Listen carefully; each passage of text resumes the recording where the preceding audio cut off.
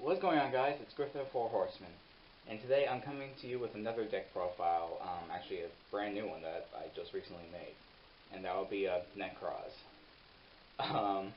So in case you guys don't know, I was actually playing when Nekroz was the meta, and it was a deck that, like, unlike most other meta decks, I didn't really like hate, or not hate, I should say.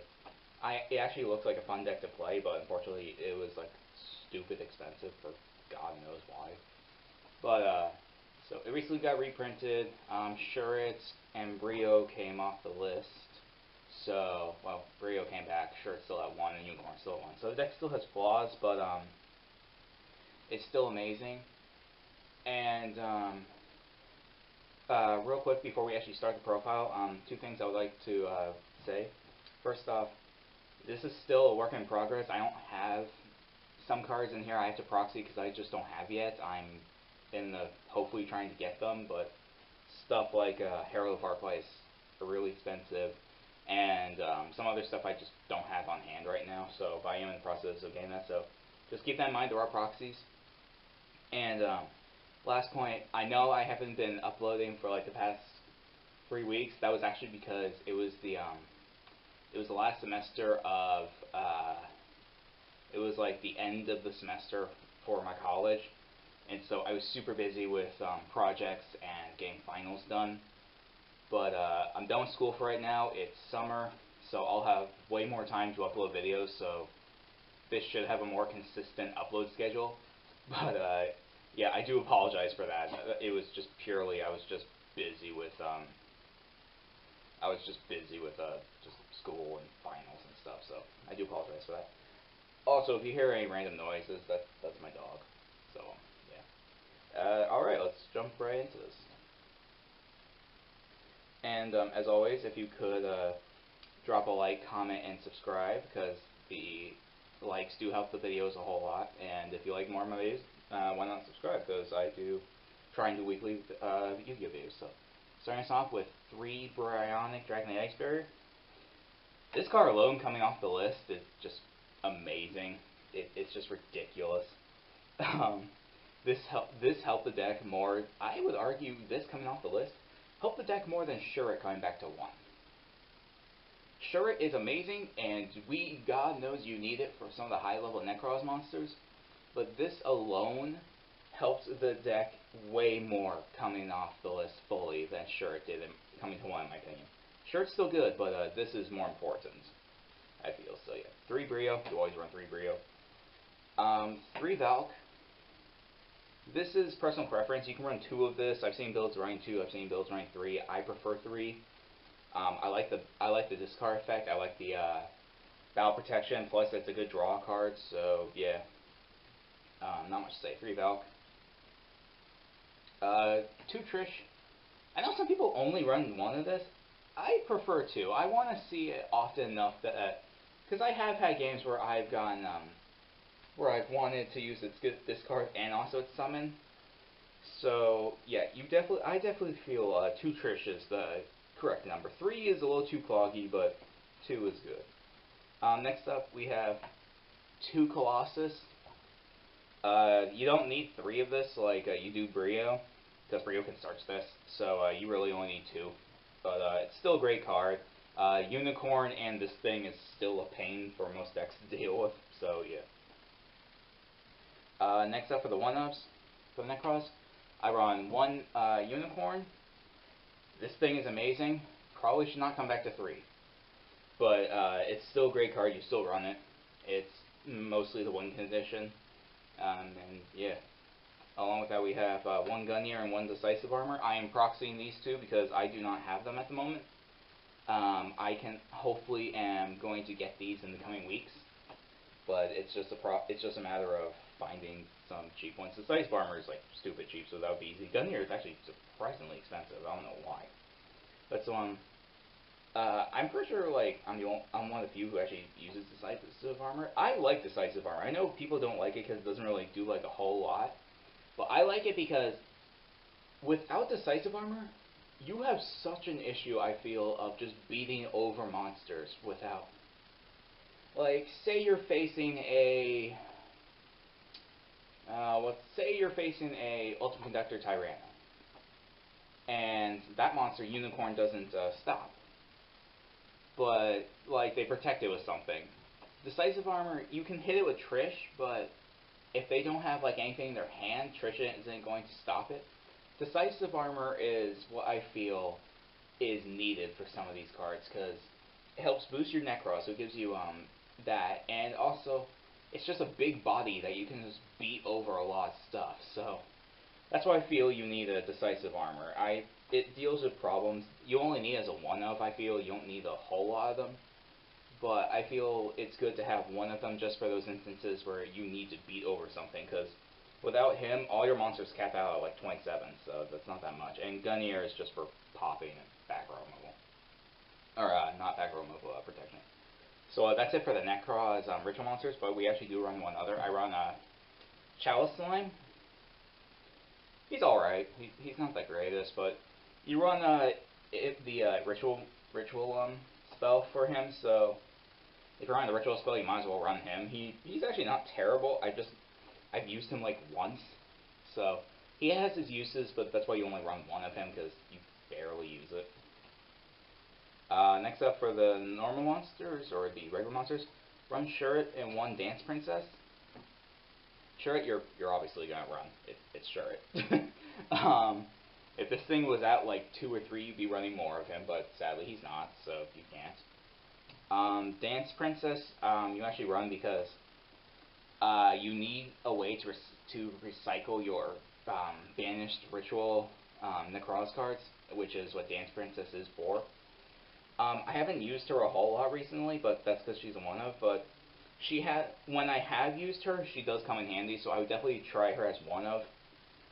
It's personal preference, though. If you don't want to run her, don't run her, but she has come in handy in certain games. So. Next up, 3 Manju.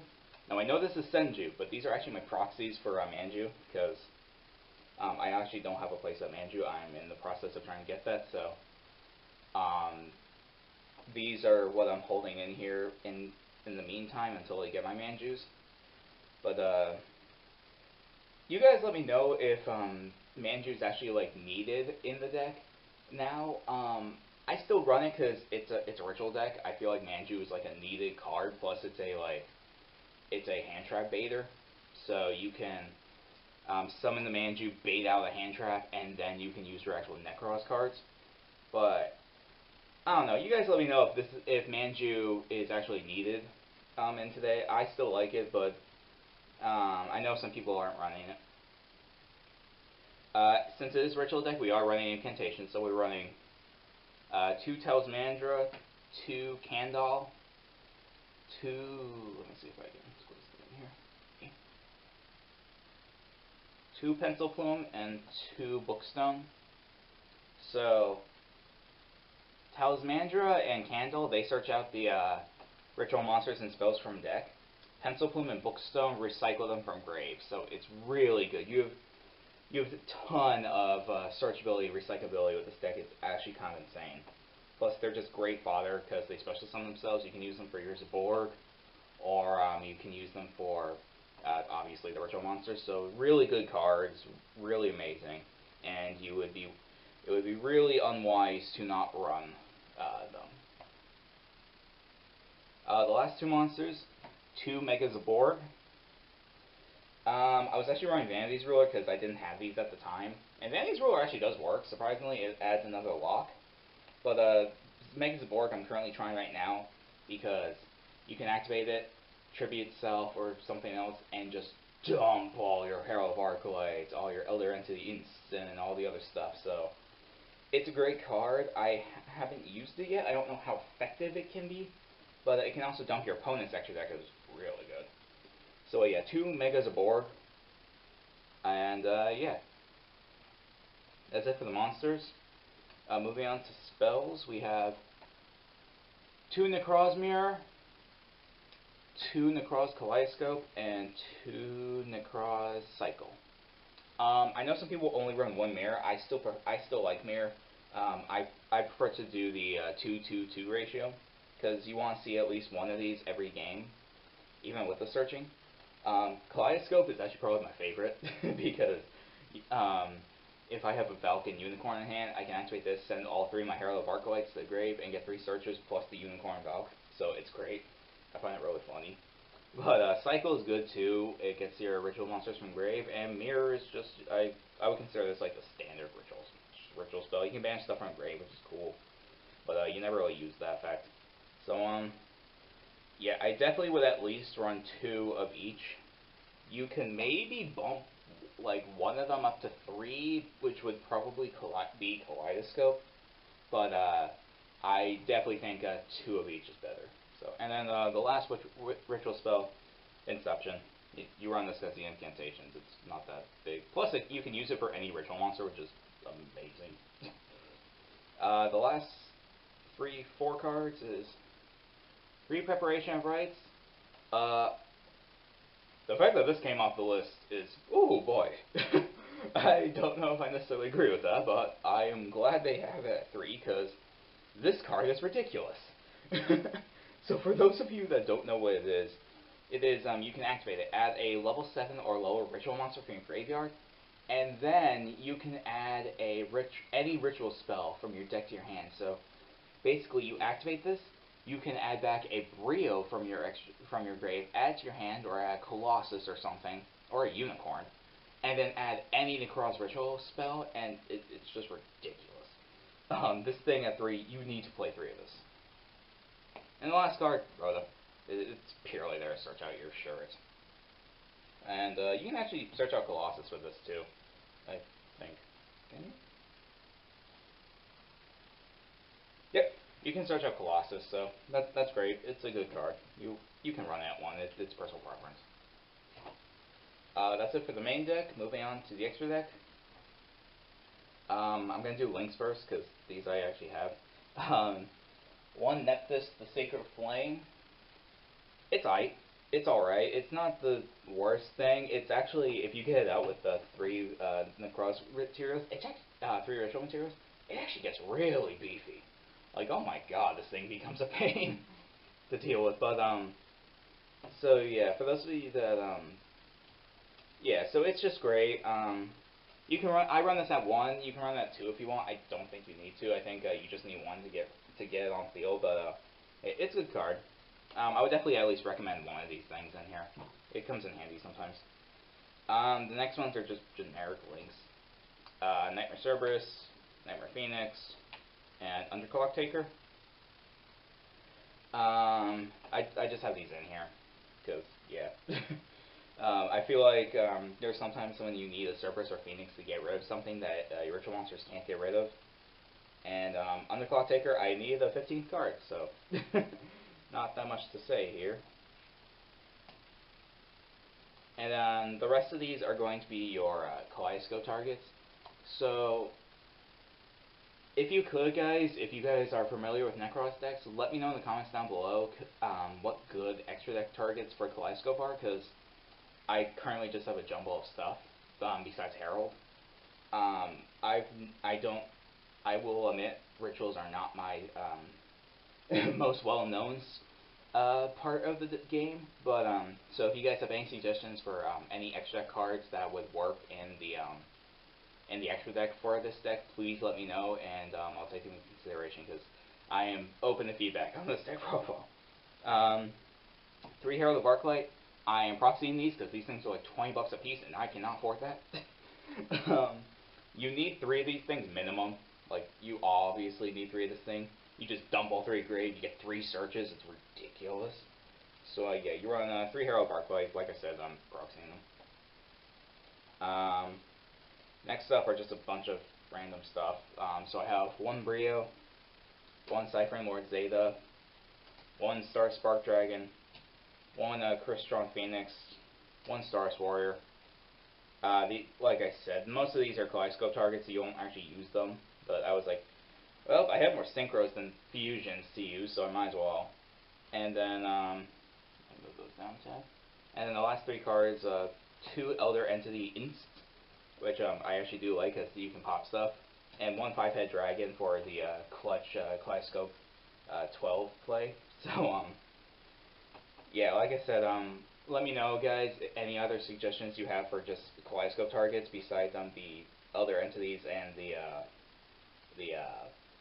Herald of Arclights, because I'm open to feedback. So,